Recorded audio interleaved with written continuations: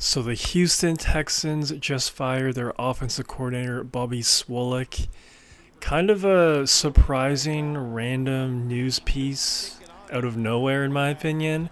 Just kind of weird timing.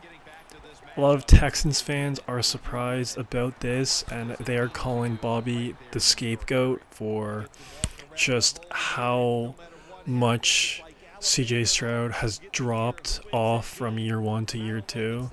So I feel like a lot of Texans fans are mixed on this news. No matter how you feel about it, nobody could really dispute the difference in the offense's play from CJ's first year to his second year, a significant drop off. Bobby Swallow was only the Texans' OC for 2 seasons. Definitely a long way down for Bobby Swallow. Last offseason, he was really the hot coordinator on the market, but he decided to go back to Houston. Probably made a mistake for sure, but it is what it is. So to go from potentially getting a head coaching job to being a fired offensive coordinator, part of the business, I suppose. I'm curious to see where Bobby will end up. A lot of people are talking about the Lions because obviously Ben Johnson took the Bears job. And to be honest, all the people saying that he is the scapegoat for the Texans offense for this past year, I can't really argue with that. CJ Stroud and that O-line should take a lot of blame, in my opinion, especially that O-line, just really bad this year. But, it is what it is. I'm curious to see who D'Amico Ryans will want to add as his OC. And really curious to see if CJ Stroud can have a good third year in the NFL. I'm kind of mixed on CJ Stroud, honestly. I don't know if he's just going to be a decent quarterback. I don't know if he's going to have the potential to maybe win a Super Bowl one day. I can't really gauge his potential right now. That's why it's going to be really captivating to see what he does in his third year. I was definitely impressed with him in the playoffs for the most part. Definitely a step up with how he looked in the regular season. But hypothetically, maybe you get Stephon Diggs back, Nico Collins, not really sure what Tank Dell's health is going to be like going forward, but you have two good wide receivers. You have Dalton Schultz, Joe Mixon, hopefully an improved O-line, and when D'Amico Ryans is your head coach, you can always expect the defense to be at least above average. So CJ Stroud is definitely in a great position to be successful going forward.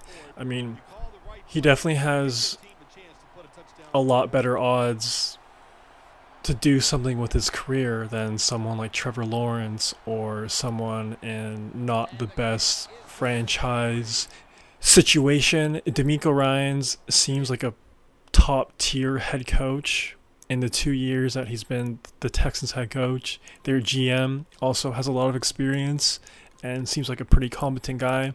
And not only that, I think they're aware of they're on a contending window right now with CJ's rookie deal still intact, because once you have to pay CJ Stroud, once you have to pay a quarterback, you can't make the moves to trade for Joe Mixon. You can't really make the moves to trade for Stephon Diggs.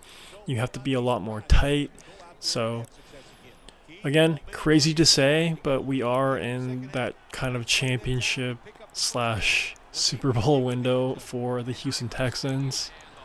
But you guys let me know if you think Bobby was the scapegoat, and do you think CJ Stroud will have a good third season in the NFL? Let me know in the comments below. Back-to-back years, they lost in the divisional round in the AFC. So, again, pretty impressive results for D'Amico Ryans and CJ Stroud's first 2 years with the Houston Texans. So I think the goal for next year is to make an AFC championship appearance. That just feels like the most natural goal for the 2025 season. And honestly, I think they're definitely built to do that. I know it's really early to be talking about potential tiers for teams in the 2025 season. We haven't even hit free agency or the 2025 NFL draft, but I totally expect the Texans to be aggressive again this offseason. And, you know, when you're in the AFC South, a lot is possible, man. Not a competitive division at all. A lot of easy wins there.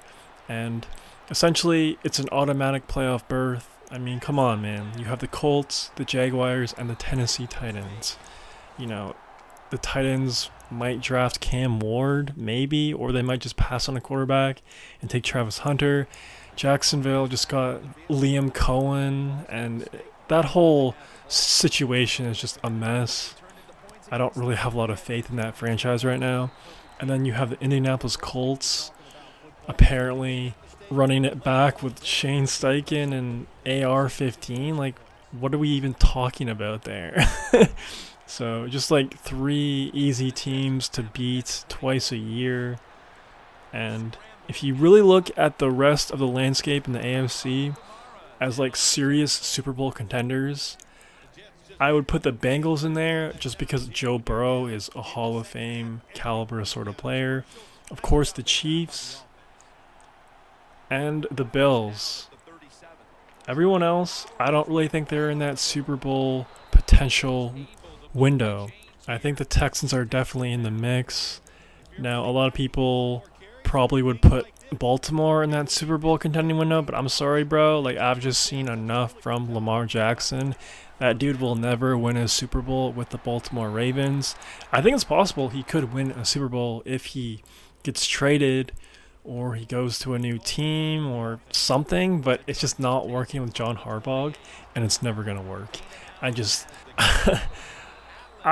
never seen a player fully aware that he chokes in the playoffs, yet he does it year after year after year after year. Like, I don't know how to cure that, man. I've suggested in one of my previous vids that, you know, maybe hit up a psychiatrist, maybe try to get over that mental blockage somehow. I don't know, man, but that's just so bizarre. Like, even if you think about, you know, a human's day-to-day life, like, it's like an addiction almost. Like, you know, you're addicted to whatever, and yet you still go and do it every single day. Like, you need help.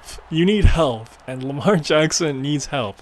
He knows he chokes in the playoffs, yet he still does it over and over again. But that's my mini tangent on Lamar Jackson. But you let me know if the Texans can reach the AFC Championship in the 2025 season. I think it's very possible. I'd be very optimistic if I was a Texans fan. And we'll be really curious to see if CJ Stroud can improve his play from year 2 to year 3. So, if you made this far, please subscribe and like the vid. It'd help out your boy a ton. That's all I got for right now. Peace. Touchdown, Phil. We'll see if they still have it in them to issue a repeat performance. Well, what you saw in that last drive was everything just came together perfectly for him. The experience of the football team, the talent of the players, and the coaches helped them out, and they got it done.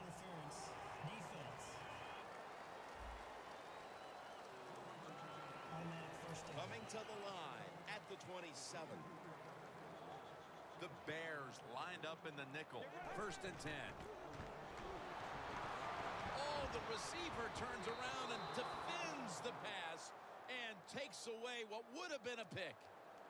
Got to give the defense a lot of credit there, don't you, Jim? They are all over the receivers, all over the field, nowhere to throw it, and it just results in an incompletion. Got hit on release.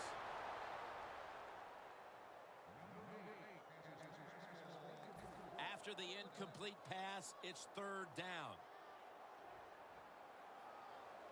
Out of the shotgun formation. Green's going to pull in the bullet pass. Mark him down for another reception. The Chargers on their offensive play sheet, they don't have many plays for 3rd and long situations, but that is a really nice job that time by the offense, the quarterback. They pick up the 1st down. That'll get you going. Breaks the plane. Touchdown.